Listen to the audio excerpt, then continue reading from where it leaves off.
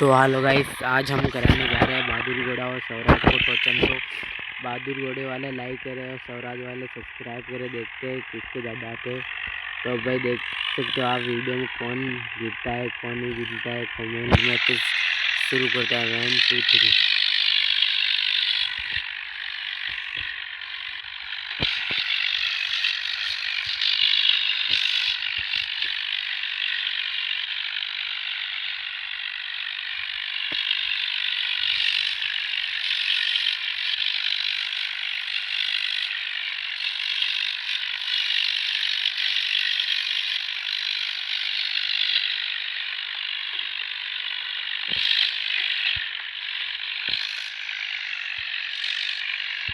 तो भाई फाइनली जीत चुका है हमारा स्वराज।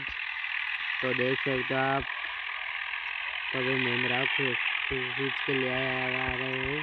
तो भाई ये जीता है स्वराज। तो स्वराज वाले सब्सक्राइब करें, चैनल को आगे शेयर करें। तो धन्यवाद।